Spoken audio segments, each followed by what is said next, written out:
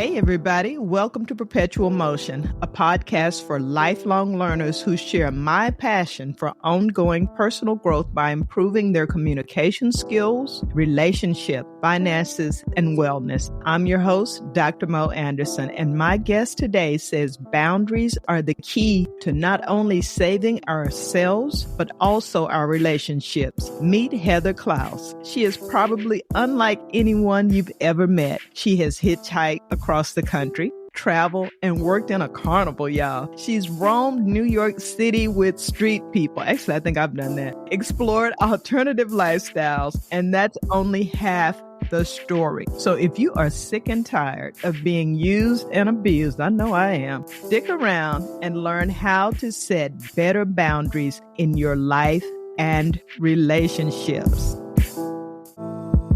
You can't say Dr. Mo ain't tell ya that fear magnifies the consequences of failure. What are you scared of? Why are you afraid?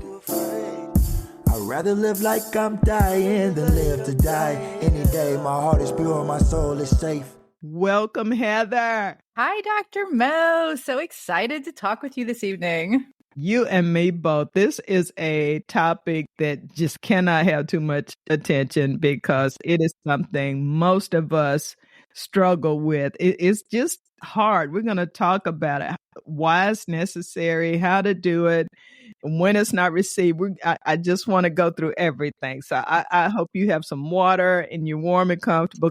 I have questions. Heather. I am so ready. Let's do it.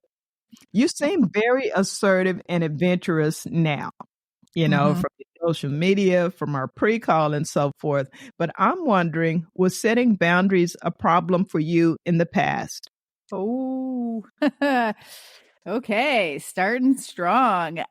Yeah. So I got married at 23 and I ended up in an abusive relationship. And I didn't see it coming. Like, I've always been, independent, adventurous. Like, I've, done my own thing. And yet somehow I ended up in a relationship that was full of like emotional abuse. And I not only didn't leave like on time, I left late and then I came back for like another helping of it, which was super exciting, right? So yeah. And the other thing is, like, I had a great childhood. Like, I can't even blame my parents for this or anything. They told me I was beautiful and strong and whatever. I was just, for whatever reason, completely naive and unprepared for someone who said they loved me to treat me the way that they did. Like, I wasn't ready. And yeah.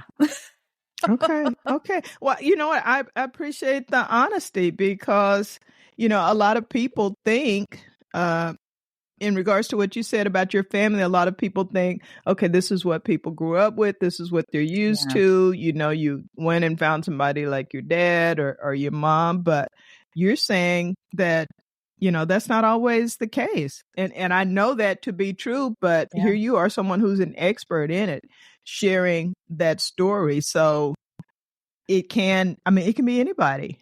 It can be anybody. And we're not prepared when we've been around healthy relationships. I think you're probably even less prepared than if you grew up with it in some cases. Yeah. I mean, like, I don't try to compare.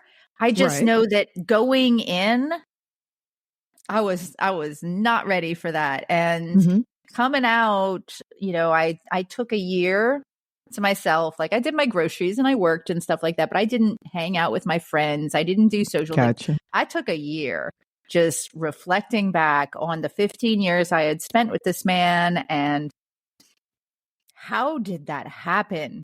Like, what were the things that I allowed that to happen? And that was, and I didn't call it that at the time, but that was the beginning of my boundaries work. I realized looking back that while I am not to blame No. for the abuse, Mhm. there were definitely every single time there was an opportunity for me to say, this isn't going to fly. Mhm. And I didn't. Over and over and over again, I didn't. Right? Like I wanted that love and that sense of belonging and that idea of forever so much more during each of those times than I wanted to stand up for myself. And, I was holding tight to the idea that he really loves me. If I could just get through to him, Mhm. we will have this thing in my head, this idea in my head that never actually existed.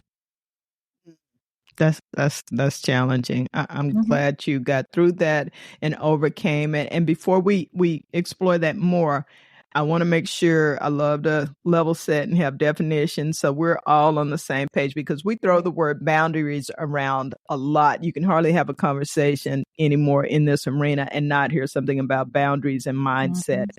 So I'd like for you to give us your definition of what a boundary is, and additionally, why boundaries are important. I feel that a boundary, the simplest definition, is the deliberate expression of personal power. Mm. Most people think of boundaries as no, stop. I don't want that, go away. Boundaries are not rejection. They are redirection. They are also the things that protect the things we prioritize. I want more of this. I want this in my life. I need to protect my time. I need to protect my energy. So saying no thank you to that means that I have more time and energy for the things that are important to me. And I like to be a little pithy and say that everything outside my boundaries, as the saying goes, not my monkeys, not my circus, right? Everything inside the boundaries, these are my monkeys. This is my circus. I like that. Great definition, redirection. That's a tweet right there. From the relationship that you alluded to or another one, can you give us an example of a boundary you set with a significant other and how it benefited the relationship? Well, my current partner, early on in our relationship, in fact, our first real argument, we lived 2 hours apart from each other, and he came in to visit me one night, and we were at a birthday party for a friend. And when we left, we ended up in an argument because he had wanted to leave earlier and spend time with me, since he had driven 2 hours to spend time with me. Okay. And I should have known that. And I told him that while I was incredibly sorry that I didn't realize, and that, the time that he had wanted to spend with me was spent at this birthday party with other people, that I was unwilling to take responsibility for a desire that he did not communicate. That's what I was wondering, right? The mind reading thing, right? Okay. Yep.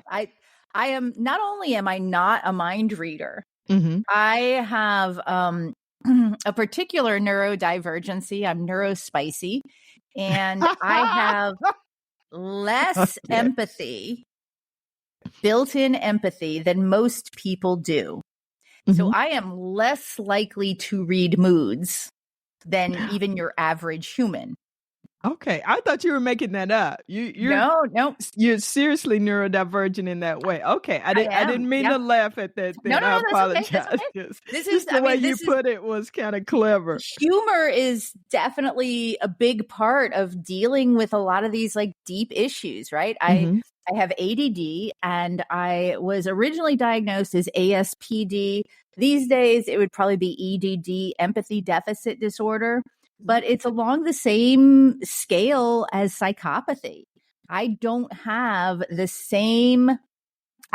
feel other people's feelings the way that most people do.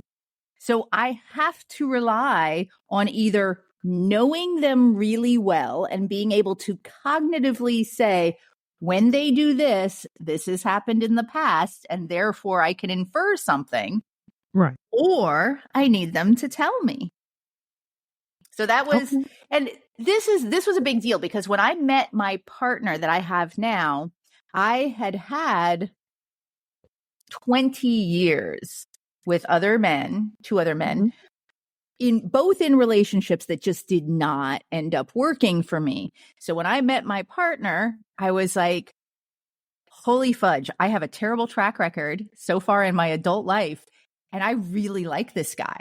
So I kind of laid it all out on the table. I'm like, I want it all. I want all the big stuff. I want all the little stuff. I want everything. I don't ever want to settle, and I don't want you to settle either. Mhm. So we have to be honest. We have to talk about our fantasies. We have to talk about our desires. We have to talk about our needs. We have to talk about everything. And when we had that first argument, we have to put our feet down and say, this is not working for me, because I met him 2 weeks before my 40th birthday. And I was like, we are both too dang old to be like putting our time and effort into something that's not meant to be. I hear you. Yeah. I hear you. The highest and best use of my time is always important. And I'm not a game player either. And it's interesting that you say, that emotional part, that you don't really feel other people's emotions or intent as much, because I have just the opposite. I have an overabundance of that to where I almost feel their pain. It can be a stranger. And that's why I need this masterclass today, because with me being I am literally a healthcare provider, and then I have this overabundance of emotional intelligence, and I just, get my boundaries moved and drawn in, sucked into everybody's everything, and apologizing for stuff that I didn't even cause. So I love that you said that to him, because most people probably would have been apologetic and, oh, you drove all this way, I wasn't thinking, blah, blah, blah, when, like you said, that's somebody else's monkeys or piglets or whatever it was. Yeah.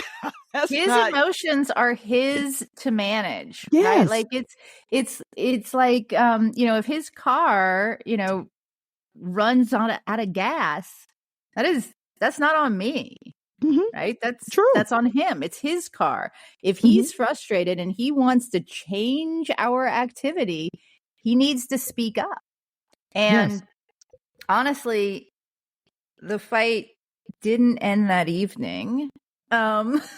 It didn't end the next day. That happens. And it took like 4 days for us to get to where it needed to be. Now, let me also point out that he is super emotional. Like, we joke, he says to me, why are you always overthinking things? And I say to him, why are you always overfeeling things?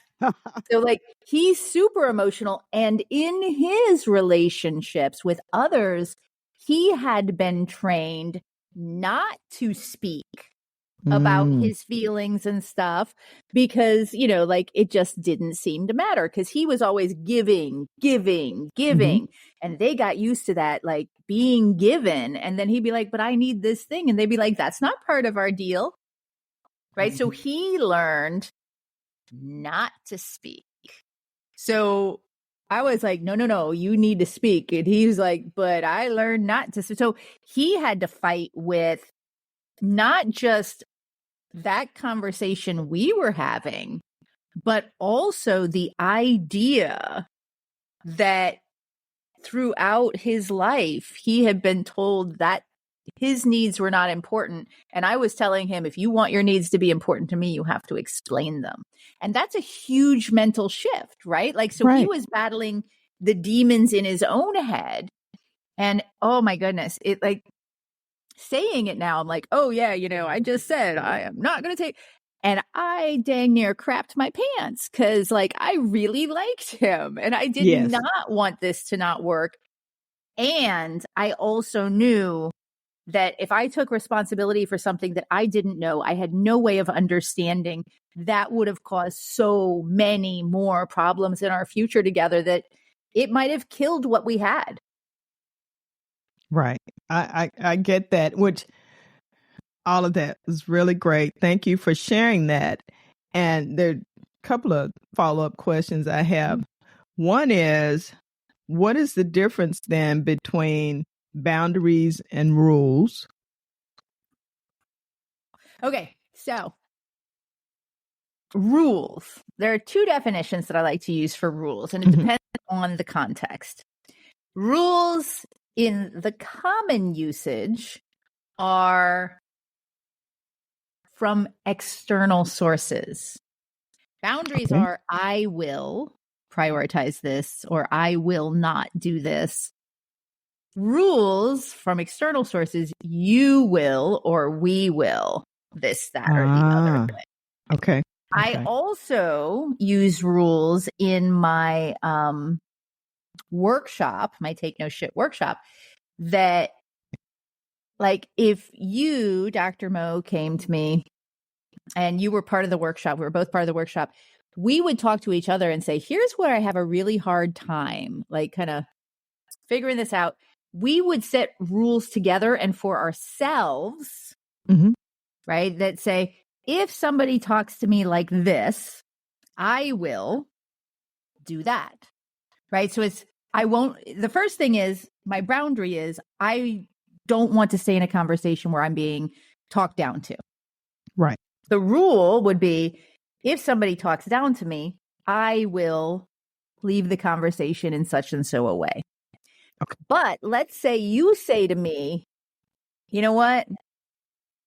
I've tried that. That is not working for me.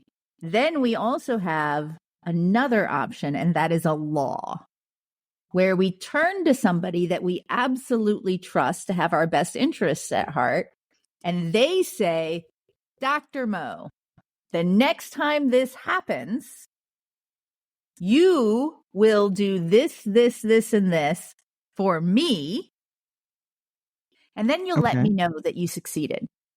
Because for some people, it takes that accountability, that saying, I can't do it for me, but gosh darn it, Dr. Mo is counting on me. I can do it for Dr. Mo.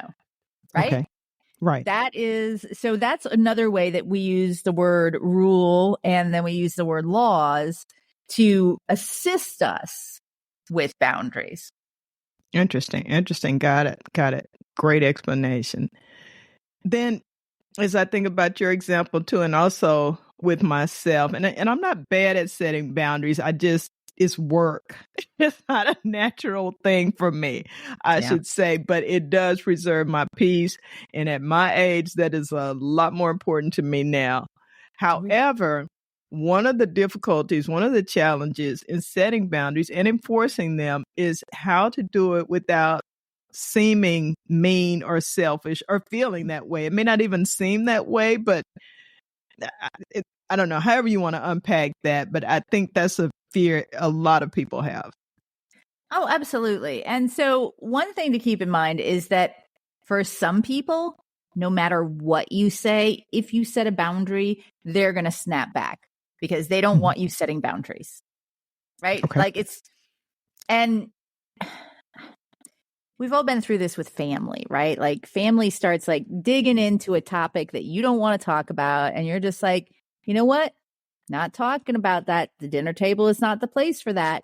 And that's when you get the guilt trip of like, oh, I sacrificed for you. I raised you. What? Okay. Some people, doesn't matter. Never going to be good with you setting boundaries. Okay. We're not talking about those people because those Understood. people, you kind of have to do it. And, you know, whatever they have to say, be danged, right? Like it is what it is. Not talking to you about this. So I'm going to brag a little bit. So I got this foreword for my book from Heather Shannon. And she wrote the most amazing things. Like I was reading it, I was just gobsmacked. Mhm. And near the end of her foreword, she says, to all of the readers, and lest you think that I am too easily won over, I do not love at least 90% of the boundaries content out there online because it is so aggressive and high conflict. Mhm. And Right. that is what I personally try to avoid. Like, I am not in this world to tell other people their failings. I am Mhm. not in this world to make other people feel bad about themselves. And if you want to put somebody on the defensive, just like that, say, that's my boundary. You're crossing my boundary, right? Like, just don't do it. Like, we all know what boundaries are. It's a hot topic right now. That Right. is not the thing to say. So I have an entire section. Actually, it's kind of two sections. I have one section in my book called Say It.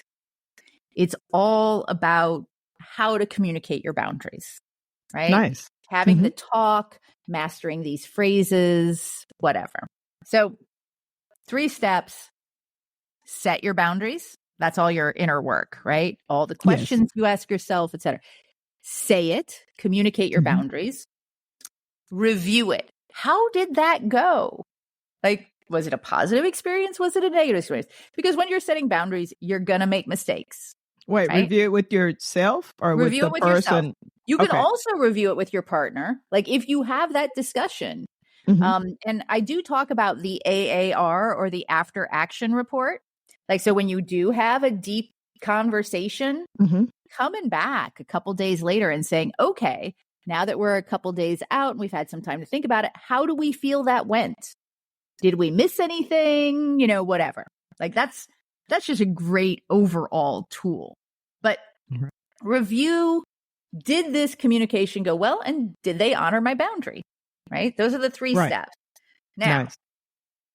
if the answer is, could have been better, Mhm. then step 4 and 5 are optional. 4 is repeat it.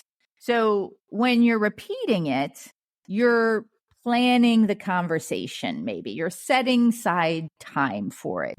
You're like making more out of this. So if I say, hey, sweetie, last night you slipped and you called me sugar tits. And I really, really don't love that. In fact, my ex used to call me sugar tits, and it just puts me in a bad headspace. Could you not do Mhm. that again? Right? And he's like, oh, okay, well, I didn't think it was that big a deal, but sure, and I'm like, let's see. So then a couple weeks later, he calls me sugar tits again. Oh, okay. So now what we're going to do is we're going to repeat it. So I'm Mhm. going to say, hey, babe, I'd love to sit down and talk with you, maybe 2 nights from now. Okay, so And not immediately. I'm giving him time because, it's in my head, Right. but it's not in his head the same way. Mhm. So, and he's emotional and I'm logical and verbal. So I'm giving him the opportunity to sort of plan ahead for the conversation. I'm like, and we're going to talk about sugar tits, because I'm not loving it. And we're going to talk about how we can make sure that that does not come up in our relationship anymore. Because I feel like the right answer the first time would have been like, oh, crap. I don't want you thinking about your ex when you're with me. So I will never say that never again. saying Right. that again, right? But then he says, well, yeah, I know that slipped out and I didn't mean it. It's just like, that's one of my words. Okay, so in 2 days, let's talk about how to fix this, right? Let's Okay. talk about how to make this never happen again. Mhm. That would be repeat it. And then step 5, if repeat it doesn't do what it needs to do, then this is deliberate expression of personal power. Change what I'm willing to accept, Mhm. change my boundary, change how I react to it, or change the relationship and the circumstances, right? Right. All within our power to take each step as we see fit. Now, let's say it's not something as simple as sugar tits. Let's say like our relationship has just not been the same. There is so much to fix, right? So we start with the little things here and there, and that's going, okay. You know, some conversations we have to repeat, and we're maybe seeing some forward progress here, but not so much over there. The change is, okay, I am seeing something. So I'm going to give this 18 months. I'm going to mark it in my calendar. Mm-hmm. And in 18 months, after I have given everything I can, put all of myself into this relationship, I'm going to review. And I'm going to decide if I need to change at that point. Right? I like and so that. you set your boundaries with yourself, you prioritize, you talk with them as much as you can. Maybe they're involved in this, maybe they're not, but you don't need to tell them the ultimatum or anything like that. Ultimatums don't generally work. That's a bad idea. And then you're just giving them something to argue with as well, which also not a good idea. And then all of a sudden you realize 18 months have gone by and a little alarm pops up on your phone and you're like, huh. And we're you in the think same back place. And you're like, yeah, we're in the same place. That's when you get to make a decision. Or maybe you think back and you're like, you know what? I'm still annoyed at the way, he leaves literally all of his bicycles in the living and dining area unless we've got company. Like, he's got 3. But also, I look at those bicycles and I'm reminded that I absolutely adore him. And if I didn't have those bicycles in my life, I also wouldn't have him. So you remember your life before without those bicycles. Now I'm not so upset anymore. It doesn't really bother me. And everything else he's made huge strides with. This is not a hill I'm willing to die on. And I'm not willing to be upset about it anymore. And that's interesting. I've been through that. And it's funny how things that used to bother you, and for me, sometimes it was associated with another person. And I don't realize that thing is not that annoying. It's what is still attached to for me emotionally. But I want to back up. You said, and we need to talk about this, not right now. Let's give it 2 or 3 days. But and not secretly, we need to talk, which we can do sometimes. And the other person like, oh my God, what happened? But, specifically, we need to talk about this little nickname you've given me. But what I've run into, and I suspect some other people have, is that people are either like, okay, I got it. We don't need to talk about it. Or I want to talk about it right now. I don't want to talk about it in 2 or 3 days. How do you handle those scenarios? I usually bring something like that up, like when we're going about our day, right? So I might say, hey, I've been thinking about this thing and it's kind of annoying me and I don't know quite how I feel about it yet, but I would like to check back in a couple of days, right? And whatever. Or, hey, I know you're about to head out to work. I just wanted to let you know I've got this thing I want to talk about. Maybe we can talk about it tonight at dinner, right? It's not a big deal. It's just the key is if they say, I want to talk about it now, right? Maybe you can. Maybe your life is too busy and you both have things to do. Or maybe they say, I've got it. I don't need to talk about this. And then you say, I need to talk about this. This is as much for me, it's important to me, feeling heard and understood as it is for you to actually hear. So, and that's going to be the challenge if you've got a long sort of relationship habit of setting things to the side and never actually resolving them. Right. That's going to be rough. And that's when I talk about you asked, do you do this after action report or this review with your partner? Well, so sometimes you don't want to involve your partner in your personal changes because when you go to your partner, you say, you know what? We need a change. That's scary, threatening, terrifying, whatever. So one of the things I talk about in the change chapter is just walking in a different direction and seeing if they follow you. So if you change how you react to things, if you change how you approach things, if you change how you talk to your partner, do they start changing in positive ways as well? And if they do, then you don't need to tell them that you need to have a big old relationship talk, right? Right. And if they don't, do you really need to tell them you need to have a big old relationship talk? Yeah, it's right? pointless. Like that tells you a lot of what you need to know right there. Right. Right. Okay. Very good. Very good. We're running out of time. I'm enjoying this conversation so much, but I'm going to throw one more out there, one more question before we learn more about how we can get your book. You've already given us a bit of an excerpt there, and I'm looking forward to reading it.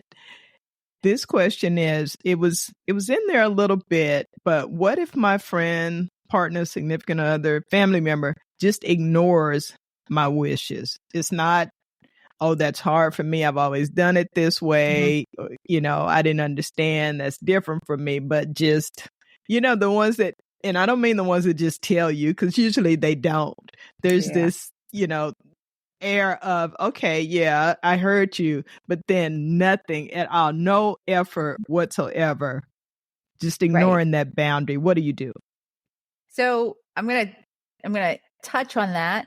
I also want to say the ones who say, I am so sorry, I cannot do that. That violates, something I hold dear to myself or my values or my ethics or whatever.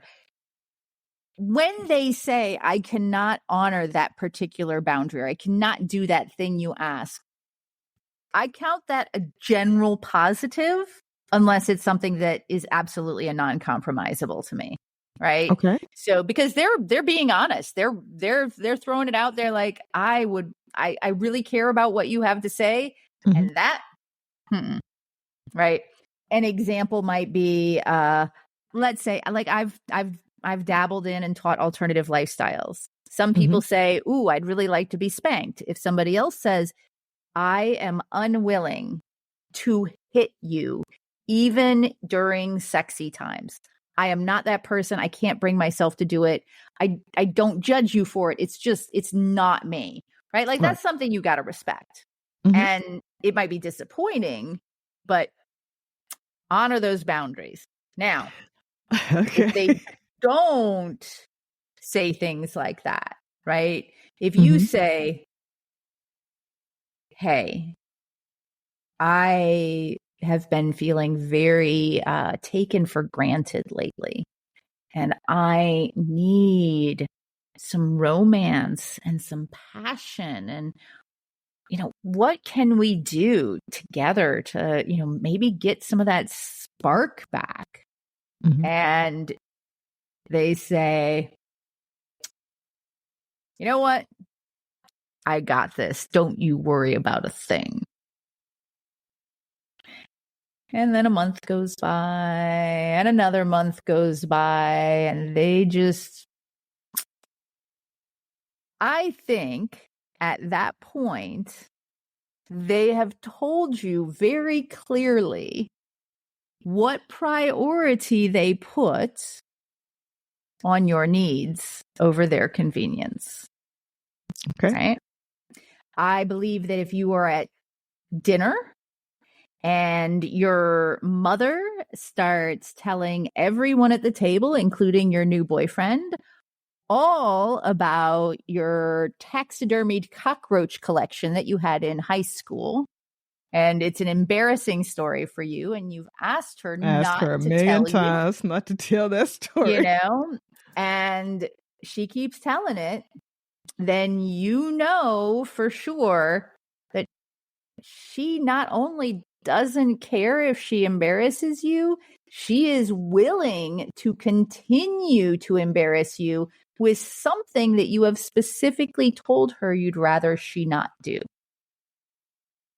And that is the time when you get to decide, how many opportunities in your life you're going to give her to do this in that way. Right? And Right. the way I look at it is this. Some people don't want to give up their family. Mhm. Fine. I get it. Right? Like I do. So you are making a choice. You are prioritizing your family connections over that discomfort. Fine. Maybe you just start turning down every family dinner, but always being willing to see your mother one-on-one and take her out for mommy-daughter dates or whatever, Mhm. right? Like, so she doesn't have that opportunity to stomp your boundaries all over again. Because there are some people, for whatever reason, when you tell them a boundary, if you say, you know, that's a little hurtful to me or that embarrasses me, they will do it even more. Almost Right? intentionally, like, right. Because Yes. maybe because they've been hurt, maybe because they think you need to get that out of your system, you know, maybe because they just think it's so cute because you're just still their little girl and they need to, you know, like whatever the reason, Mhm. it's not nice. It's not healthy. And it is It's up not to okay. you to choose how you're going to handle it. Understood. Great. Good example. Before we go, quickly tell us about your book. Take note. I'm going to say ish because of my sponsors. Take note ish. Build better relationships through discovering, creating, and maintaining healthy boundaries in 3, sometimes 5 simple steps. What a wonderful title. Give us a quick overview and share how everyone can get a copy and connect with you, Heather. My.curiouser.life is my domain. And you can find links to every one of the Amazons to get my book there. Mhm. You can find links to the Take Note-ish workshop. You can find a link to my daily journaling app for boundaries, which is available in both Android and iOS. Nice. And that is free. That is just like a daily prompt with, you know, a boundaries question. You can answer it and keep it private, or you can There's answer an it app and for that. and post it to the feed. And then you can see what other people answer, the prompts that they got and how they answer. And you can learn from how other people are setting and talking about boundaries. Wow. You can find my one-on-one coaching there. You can find my links to social, including all of my podcast appearances, like this one, will be up on that page. And you'll Yay. also find on that page a project that I've started with the Neurodiversity Media Network, which is the Neurospicy Guide to Dating, which is all about different neurotypes and how we and others connect when we're creating those intimate relationships. Love it. We'll be sure and put that all in the show notes. And Heather, you've been just amazing. I love this episode. Thank you so much for your time and this wonderful information on establishing healthy boundaries. It's been a great pleasure chatting with you. And thank you all for listening. Be sure to like and subscribe. Until next week, be well and be safe. Thank you. Woohoo! Thank you. And wasn't that a great program? Oh, love that episode. I enjoyed it. I hope you did too. Please remember to like, subscribe, and share. Learn more about me on my website, drmoanderson.com. That's MOE. You can read book excerpts, watch videos, learn about my services that I offer, and book me for a speaking engagement. I'd love to talk with your group, and I'd love to work with you. So until the next time, review, renew, and renew. Thank you.